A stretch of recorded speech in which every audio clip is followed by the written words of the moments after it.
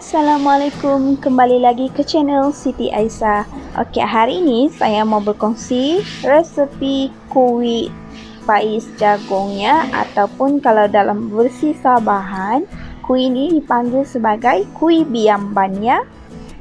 Kalau kita lihat kuih pais jagung ni setelah masak, tekstur dia, bentuk dia seakan kuih kek ya. Kek yang dikukus, sangat lembut dan moist ya, lembab begitu. Biasanya kalau di Sabah, kuih pais jagung ni paling banyak permintaannya waktu ketika bulan puasa dan akan dijual di setiap bazar-bazar Ramadan sekitar Sabah. Selain itu, kuih pais jagung ni juga akan dihidang ketika majlis-majlis tertentu ya, seperti majlis kesyukuran, doa selamat. Okey, ini adalah versi kukus. Bila kita kehabisan kulit jagung, kita boleh letakkan dalam luyang, masak dalam luyang ya. Okey, ini adalah bahan-bahan utama untuk membuat kuih pais jagungnya atau kuih biamban. Kamu boleh tengok dan perhatikan ya. Okey, bahan yang pertama iaitu air 2 cawan, terpulanglah air masak atau air tapisannya. Gula ni yang saya tunjukkan setengah cawan untuk anak kecil makannya. Untuk orang dewasa, saya syorkan 2 cawan penuh ya untuk gula. Kemudian tepung 1 cawan, dan saya syorkan kalau kita suka lemak manis, lemak santan tu kita boleh gunakan 2 cawan ya, 2 atau hingga ke 3 cawan kelapa parut. Ini adalah isi jagung yang telah saya siap hiris ceraikan daripada batang jagung ya. Kita hiris dia, kemudian dia akan jadi macam ni ya, terlerai satu-satu. Macam kita buat bubur jagung tu, dia punya kaedah pun sama ya. Okey, biasanya isi jagung ni kita perlukan dalam 9 hingga 10 senduk nasi ya. Kita gunakan senduk nasi sahaja. Untuk kulit jagung pula, kita kupas lapisan yang kedua ya, pastikan lebar. Okey, pastikan lebar, dan semua bahan-bahan ni kita akan satukan dan blend di dalam blender ya. Sampai bahan-bahan semua bercampur sebati ya, seimbang di dalam. Tepung pun tiada yang berketul ya. Maksudnya blendkan ke semuanya sampai sebati, dan kita sediakan pengukus ya. Kuih pais jagung ni perlulah dikukus dalam tempoh masa dia kukus dalam 20 hingga ke 25 minit ya. Kita akan kukus. Okey, first step, kita akan masukkan jagung dahulu. Okey, 9 senduk ya. Anggaran sahaja. Ikut suka kamulah. Kalau kamu ada stok jagung yang banyak, kamu boleh tak banyak. Terpulang dengan kamu ya.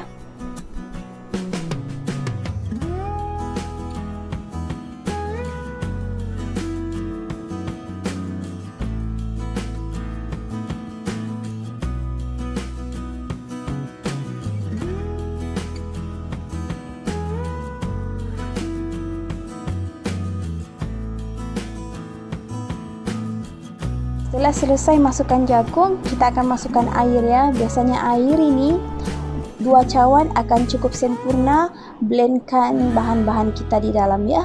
So kita akan masukkan air.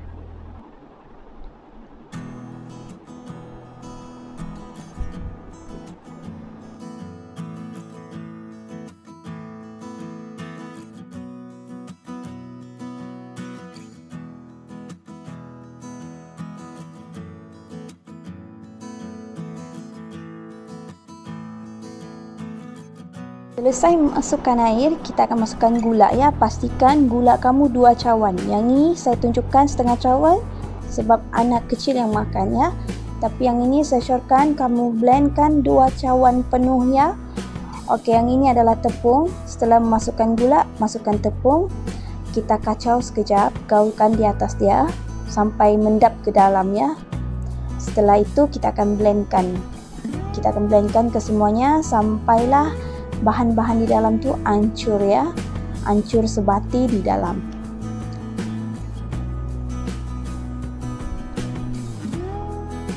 Baik, setelah siap blend, setelah siap blend tepung, kita masukkan santan ya, maksudnya kelapa parut. Kita akan masukkan kelapa parut ya, untuk menambah rasa lemak manis dia ya. Ini adalah bahan-bahan yang telah siap di blendkan tadi ke semuanya ya. Boleh tengok tekstur dia, adunan dia macam ni ya, pekat-pekat lembut. Kalau kita rasa bahan adunan kita ni terlalu sukar untuk dibalut, kita boleh tambahkan tepungnya sampai dia pekat begitu. Untuk teknik menggulung dia, membungkus kuih pais jagung ni, boleh tengok muncung atas jagung tu, kita halahkan ke badannya, halahkan ke bawah. Halahkan ke bawah, dan dia punya yang di bawah dia ni kita halahkan ke atas.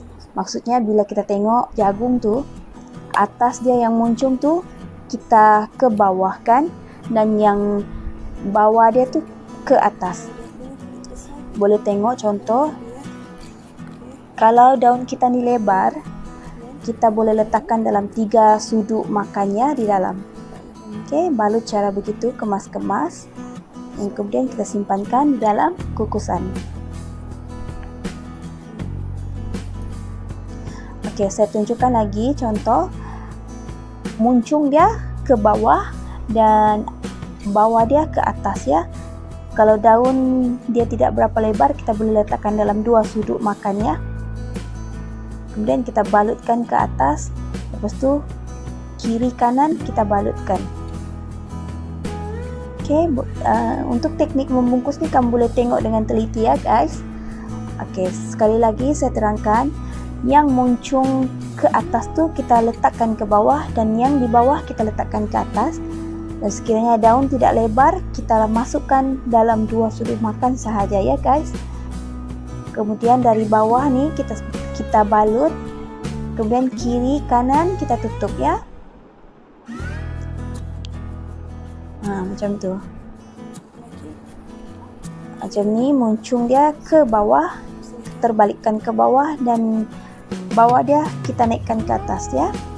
Untuk lebar, daun yang lebar kita boleh letakkan dalam 3 sudut makan ya.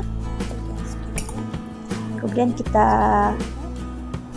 bawa ke atas yang muncung dia tu, kemudian kita balut kiri dan kanan. Hati-hati ya, dia boleh terkeluar, so kita just bersihkan saja ya. Siap balut, kita letakkan dalam kukusan.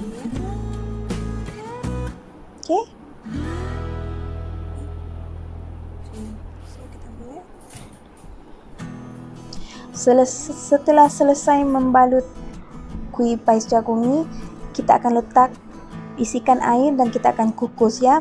Kita akan kukus 20 hingga 25 minit ya. Kita akan kukus, biarkan dia sampai masak ya, dalam 25 menit macam tu.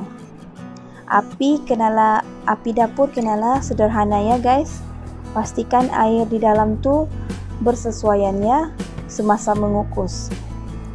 Ini berikut adalah lebihan kuih pais jagung ni, adunan kuih pais jagung. Sekiranya ada lebih, kita boleh masakkan di dalam luyang ya.